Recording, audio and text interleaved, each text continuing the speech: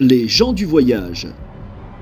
Cette population méconnue du grand public cache un véritable secret. Des disparitions subites, sans aucune raison en apparence. Nous sommes dans le petit village de Shteremen, en Matrélie. La famille de Kunic s'y est installée pour la semaine. Il est 13h. Après un repas copieux, Kunic boit un petit café. Il décide alors de s'en aller subitement, laissant femme et enfants à la caravane. Son motif, aller se promener. Nous le voyons disparaître dans la forêt, sans aucun équipement adéquat pour la randonnée. Nous le retrouvons quelques dizaines de minutes plus tard, de retour au campement. L'atmosphère est détendue, comme si rien n'était arrivé. Nous lui avons posé la question, mais il est resté évasif.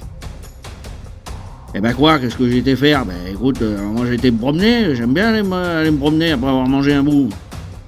Le mystère reste entier. Nous décidons donc d'interroger la femme de Kunic sur les disparitions intempestives de son mari. Eh ben, qu'est-ce que je voulais que je vous dise, moi? Arrêtez les journalistes, ils partent se promener, laissez-nous tranquille le moment. Nous n'obtiendrons donc pas de réponse de sa part. Ce qui est étonnant, car une demi-heure plus tard, c'est elle que nous apercevons quitter le campement subitement, accompagnée de 2 complices. Quelle est donc la réelle motivation de ces disparitions? Nous avons finalement trouvé une personne présente sur la place qui a accepté de témoigner, à visage masqué. Non mais arrête de voir mon cousin, tout le monde sait ce qu'ils vont faire dans les bois, faut arrêter de nous prendre pour des cons. Vous croyez vraiment qu'ils font de la randonnée? Vous avez vu comment ils sont faits? Ils sont gras comme des cochons. Il n'a pas voulu en dire davantage.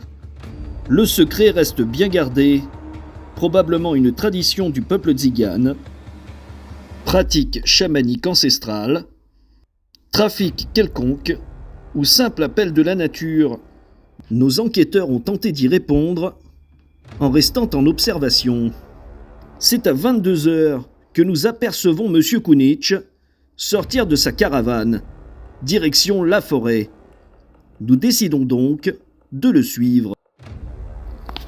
Monsieur Kunic, pouvez-nous dire ce que vous êtes en train de faire là, s'il vous plaît? Nous apercevons M. Kunic accroupi derrière les fourrés. Peut-être essayait-il, probablement, de rentrer en contact avec l'esprit de la forêt, ce qui expliquerait qu'il tenait à la main une feuille de papier dont les écritures étaient illisibles. Par malchance, cette scène a échappé à notre caméra. Je jure sur ma grand-mère, vous me laisser tranquille les journalistes, dégagez de là! Face à la véhémence de l'individu, nos journalistes ont dû quitter les lieux. Tentait-il réellement de rentrer en contact avec un esprit? Quelles étaient ces inscriptions sur la feuille de papier?